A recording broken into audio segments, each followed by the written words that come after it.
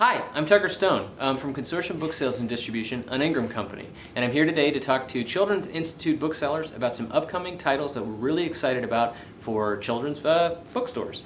And I'm here on my show, Books for Booksellers, and I am Piper Stone, and this is Tucker. Tucker, I'm very pleased to have you on my show, Books for Booksellers. And you out there, booksellers, can watch this Books for Booksellers episode. Well, I'm really grateful to be on the show, and I can't wait to tell you about some of the books. Well, guess we'll start it off with Drawing on Walls. Yes, Drawing on Walls from Enchanted Lion. Drawing on Walls from Enchanted Lion is a just recently released picture book written by Matthew Burgess and illustrated by Josh Cochran that tells a story about Keith Haring, the famous illustrator, artist, graphic designer, and mural painter in New York City who in the 80s popularized a very specific style of illustration that pretty much everybody's really familiar with, and you can see some of that style on the screen right now. One of the things you might not know about Keith is how important it was that he included children in the creative process, and he introduced hundreds and hundreds of young children to the act of community mural making so that they could take home that experience and realize that creativity is possible anywhere, in any style, and it's a really beautiful, touching book that also touches on, unfortunately Keith passed away due to age-related complications at 31, but his singular impact on the world and on art and on the young queer community is still felt to this day. Matthew Burgess, you may remember, also wrote a book for Enchanted Lion on E.E. Cummings, and Keith Haring and the work of Keith has been really important to Matthew for a very long time. So we're really excited about this book. It was released in the first few months of the quarantine-related lockdown, so you might have missed it, but take a chance on it now. You'll see there's a lot of really great reviews out there, and it's another Enchanted Lion classic. Thank you very much for your opinion on that book. I loved that explanation. Now, our next book is Shadow Elephant from Enchanted Lion. Shadow Elephant is another beautiful Enchanted Lion book coming out, I want to say it's this September, actually. It's written by Nadine Robert and illustrated by Valerio Vidali, and it's a beautiful book, lots of blues, lots of purples, lots of pinks, about an elephant who at one point just decides that the sadness he has is a little too much for him, so they decide to just lay down and relax for a while to kind of process their feelings. And all of the animals decide to stop by and check on the elephant and try to cheer the elephant up with the elephant's favorite foods. The monkey comes and does a little song and dance. But it isn't until one of the animals realizes that maybe the elephant just needs a little bit of acceptance and just needs someone to share those feelings with him. There's a lot of books that kind of like try to process feelings and sadness in a way that's can be very much like medicine. But this is a book that just says, no, feelings are just feelings, and maybe sometimes we just need somebody to share with us, right? Thank you for that explanation and that interesting talk about the book Shadow Elephant from Enchanted Lion. I was very interested in it. And now we have Pippa Park Raises Her Game from Fabled Films. Yes, so actually, instead of me talking about Pippa Park, my friend Erin Yoon, who wrote Pippa Park, is here today to talk about it. Hi, Erin. Hi, Tucker and Piper. Thanks so much for having me.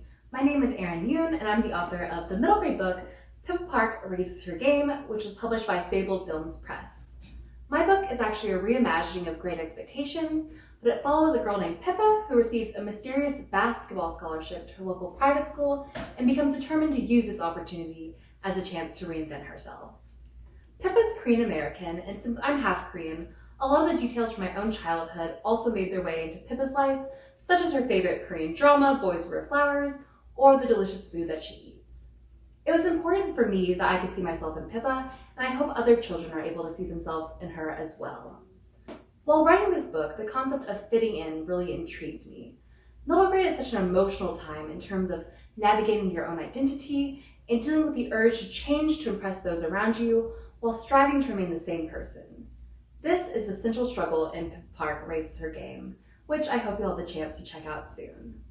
So thanks so much for having me, Tucker and Piper. It was so great to be here virtually at Children's Institute, even though I wish I could see all of you in person. NG bookstores are the best, and I'm so grateful for all of your support. So thanks so much, and have a great summer. Thanks for coming on the show, Erin, and thanks for telling us all about Pippa Park Raises Her Game. You recently read Pippa Park Raises Her Game. Yes. Yeah. How many thumbs up would you give it? I'd give it as many thumbs up as I could. Okay. And which would be 2. Would you like to borrow one of my thumbs? No. Okay. We'll stick to 2. I very agree with what you talked about, Aaron. Thank you. Mm-hmm. Now we have Howl from Scribble.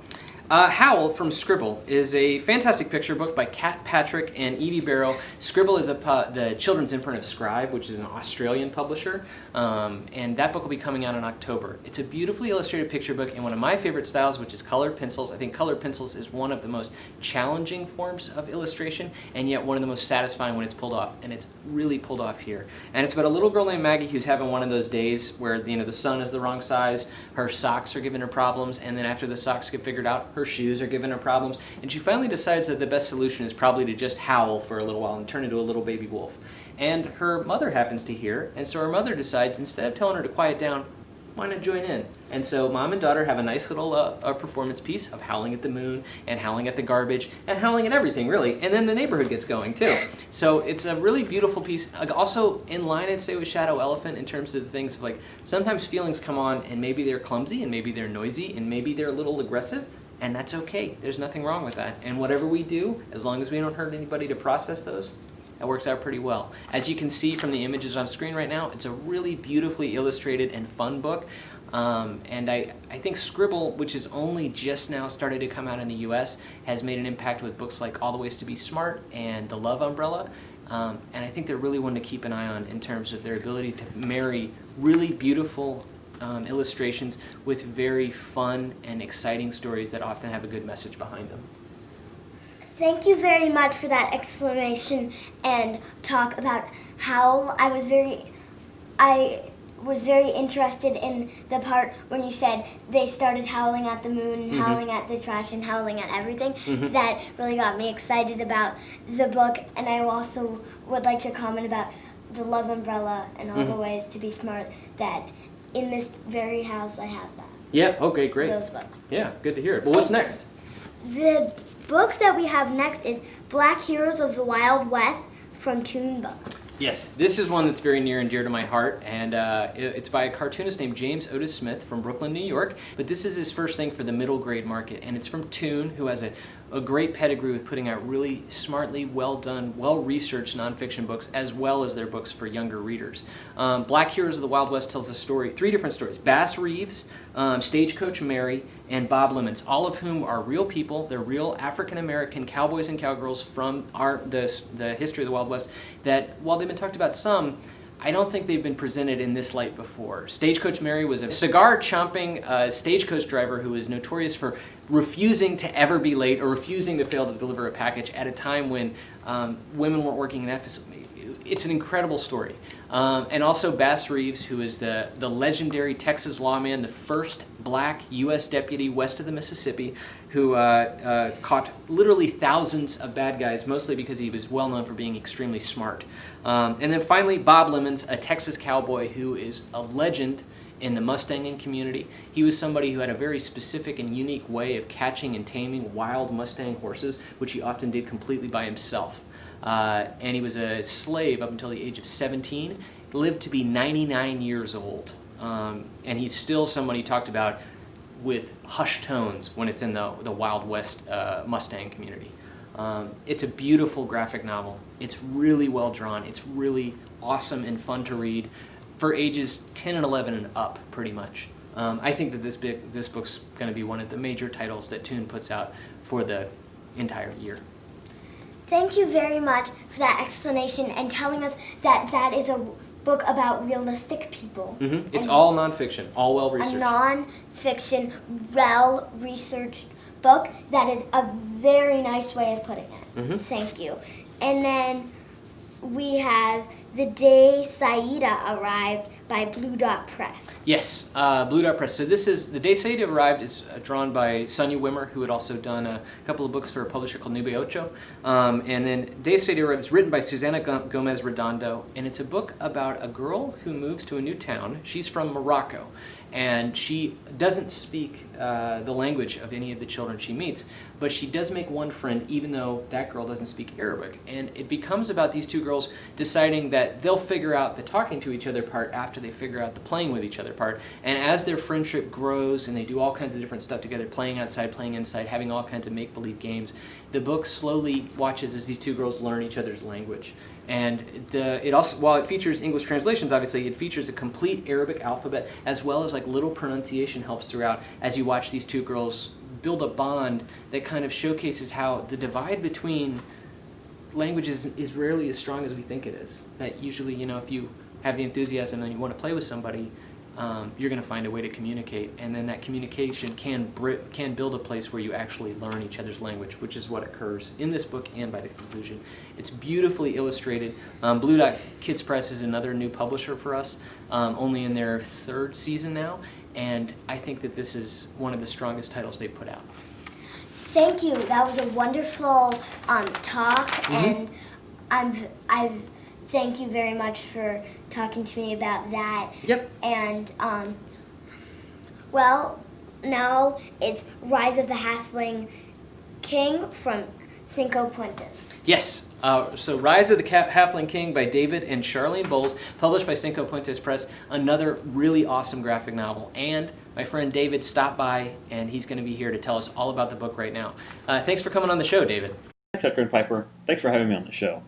I'm David Bowles, the writer of the upcoming Rise of the Halfling King, graphic novel illustrated by Charlene Bowles, my daughter, and published by the great Cinco Puntos Press. It's the first book in a new series called Tales of the Feathered Serpent, which adapts key myths and legends from Mexico. Rise of the Halfling King tells the story of a special boy in an ancient Mayan kingdom 1,000 years ago. Though he never grows very tall, he has a big destiny awaiting him.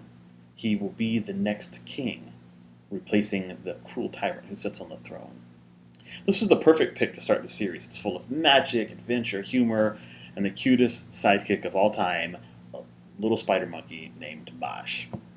The myths and legends I'm adapting, they were the sacred stories of people who lived long ago, and there's so much we can learn from them if only we listen closely. It was really great to stop by. I'll be sure to swing back around when Tales of the Feathered Serpent Volume 2 comes out.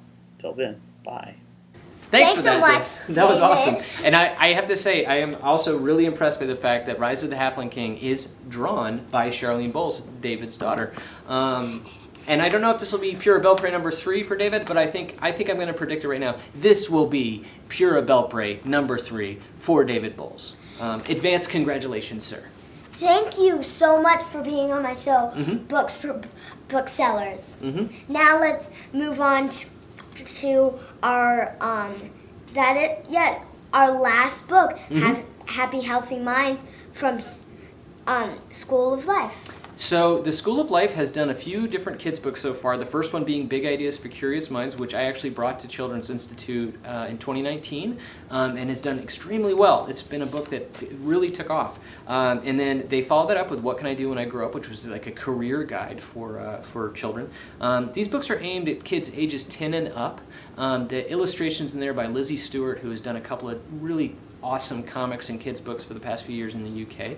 And Happy Healthy Minds is a book that's basically a children's guide to emotional well-being. So it's a chance for kids to grapple with questions that maybe their parents aren't totally sure how they want to answer yet, but like, why do you get angry? Why do you get sad? What's behind that? Why do other people get angry? Why do other people get sad? And it's a book that processes and goes through those various feelings. It is a self-help book. It is a philosophy book, and it's aimed for children to kind of give them the tools so that they can better explain and understand their own feelings. And the goal so much, I would say, is not to answer and solve a problem as it is to show that road that we all have to take as people of processing and explaining and exploring, which is a journey that nobody ever really gets finished. And this is just a book that hands them the tools at a time when they might be curious about those tools. It's a beautifully put together book. Everything from the School of Life is incredibly well designed, and if you have a chance to download any of the copies of the books, which you should be able to at the end of this video, then I think you'll get a chance to really see what they're going for and how they're exploring this thing with a lot of nuance and a lot of sensitivity. Anyway, so that's all the books I have to talk about today. Thank you for telling me about Drawing on Walls from Enchanted Lion, Shadow Elephant from Enchanted Lion, Pippa Park Raises Her Game from Fabled Films, Howl from Scribble, Black Heroes of the Wild West from TOON Books. The Day Saida Arrived at Blue Dot Press by Blue Dot Press. Rise of the Halfling King from Cinco Puntos. Happy Healthy Minds from School of Life. Well, you're very welcome, and I Thank really you. appreciate you having me on the show, and I want to say thank you to all of our Children's Institute booksellers for watching this video. At the end of this video, you should find links and information about everything you need to do if you want to get, there are some of these books you can get free, you can request free copies of, and they'll get sent to you directly, either at your home or at the store, depending on where you want to receive them. You'll also be able to go on Edelweiss and place orders for these books, thank you so much for continuing to do the work that you do at a time when I believe it could not be more important. Thank you, Tucker. Thank you, David. And thank you, Aaron, all for being here on my show, Books for Booksellers. And thanks for watching.